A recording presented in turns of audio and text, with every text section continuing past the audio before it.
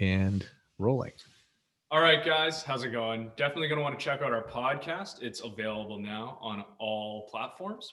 Our guest, our good friend David Ash, he is a full time investor, a career entrepreneur, a philanthropist, and author of a few books. But the new book that's coming out, Simple Wealth: Six Proven Principles for Financial Freedom, it'll be available in January 2021. Check it out. Tell us a little bit about David. Yeah, Dave. I've known Dave for probably about 25 years. Mhm. We joined the Entrepreneurs Organization many, many years ago when you were little, crawling around in diapers. The Young And Entrepreneurs Organization. the young, yeah, we were young. Now they're the Old Entrepreneurs The Organization. old and yeah, the OEO, old.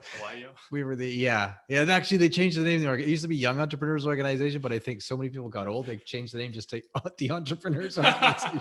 So anyway, David and I were in the Vancouver chapter, and we were in the same focus group or forum group, and we got to know each other really well, and our families grew together.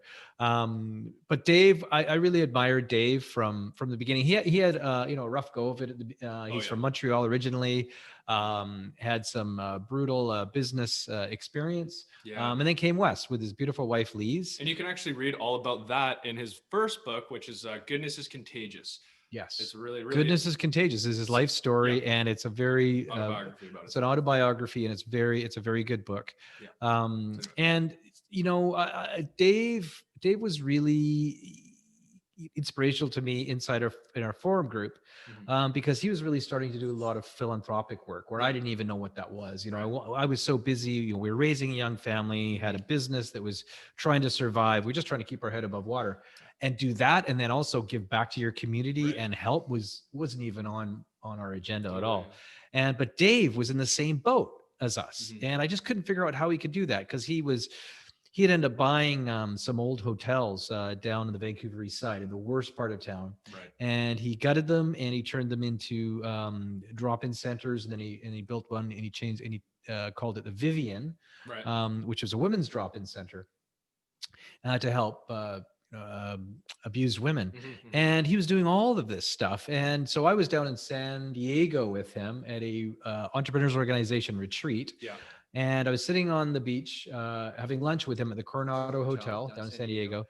And I said to him, I said, Dave, like, how do you do this? How do you do so much? You've got your young family, your business, and young business as well. And how do you do this? And he just said to me, it's not that difficult. He said, just take a first step. Take a first step. If you see a homeless person on the side of the road or on the side of the street, sit down and have a chat with them. Listen to their life story, because everybody has a story, and or give them a little bit of money, maybe give them $5. Don't question where it's going to go. Just And so we started doing that, and then he invited us to go to Mexico as a family. I think you were probably 6 years old, and Kina was 3, and Dylan was 7. And to go and build homes for the homeless. And again, that was just too far out of my comfort zone at that time. And Dave and the family went, and he came back and he showed us the photographs. And I just couldn't believe they were building these homes for these people that had nothing. They were living in cardboard boxes or in old burned out taxis with families. And so we agreed to go, and we went the next year with him, and took you guys. And I just remember, going through the Mexican border through Tijuana, and then the checkpoints with the sandbags and the machine guns and the military troops. And I thought, oh my gosh, like we're bringing our family into this. But when we got there and we met the family, there were 7 of them, and they were living, they had 2 garage doors put together and an old mattress underneath. They had 7 of them. They had 5 kids, two parents, and it was a soggy mattress.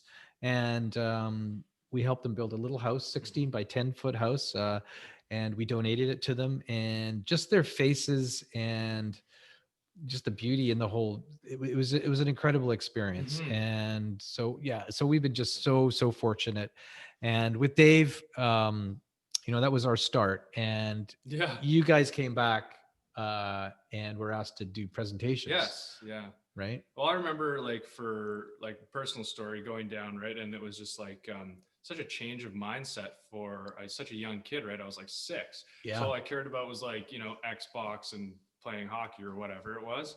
But then going down there and being like, oh yeah, like, okay, we're gonna build a house, yeah, really, really, whatever. And then we met this family, and all these kids were like the similar age, same age as us, like you said. And you know, I always heard the metaphor, you know, put yourself in someone else's shoes. But I remember looking at this kid and being like, this kid doesn't have any shoes.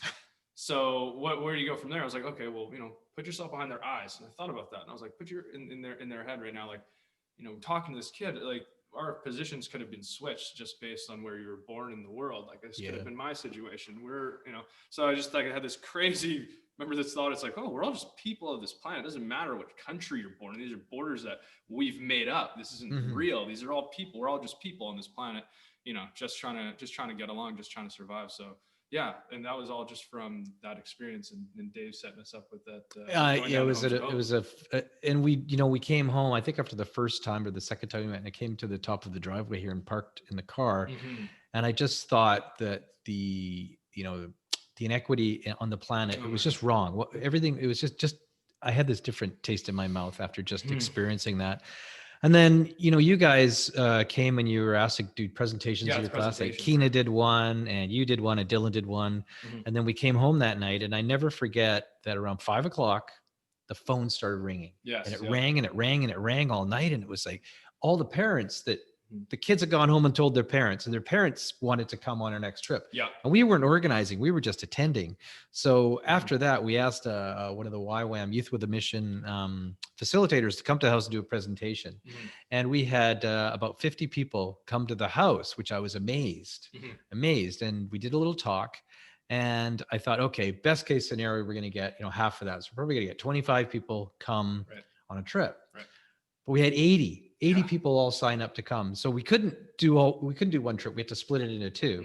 And now 15 or 20 years later, I think that we've probably led 18 trips down there, and we've probably taken about 700 people. Yeah. And all of that is because David Ash, I had that conversation with him on the beach in San Diego, and I asked him, how do you do it? And he just said, take the first step and it'll all make sense.